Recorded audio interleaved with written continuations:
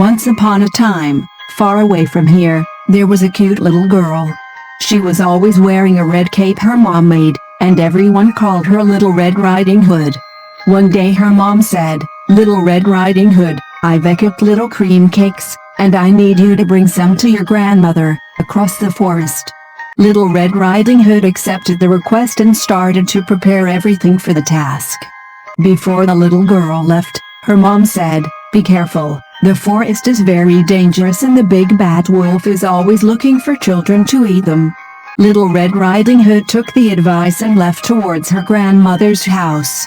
While she was walking across the forest, she could see the wolf, which was enormous, and he said, "Where are you going, little girl?" The wolf asked. "I'm going to my grandma's house. I'm bringing her some sweets," she said.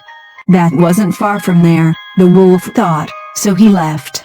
Then Little Red Riding Hood stopped to pick up some flowers and thought she wasn't in any danger anymore, because the wolf had left her alone. But the wolf was very smart, and he went to the grandma's house. A huntsman watched the wolf walking to the house, so he stayed there, observing. The wolf knocked the door smoothly and the grandma opened the door thinking it was Little Red Riding Hood. Then, the wolf ate the grandmother, wore her hat, and got into the bed waiting for Little Red Riding Hood. Little Red Riding Hood finally arrived, and when she was nearby the bed noticed her grandma was different. Grandma, what big eyes you have," she said. "All the better to see you," answered the wolf, trying to impersonate grandma's voice. "What big ears you have, all the better to hear you, Grandma. Grandma, what big teeth you have, all the better to eat you." And the wolf jumped over Little Red Riding Hood and ate her, too. The wolf, which had eaten too much, fell asleep on the bed. Then, the good huntsman, who had been watching the wolf all along, entered the house and cut open the wolf's belly.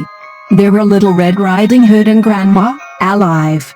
The huntsman filled the wolf's stomach with stones, as a punishment. Then he sewed the belly.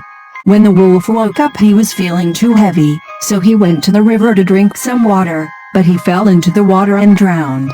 And that's how Little Red Riding Hood learned a good lesson: never talk to strangers.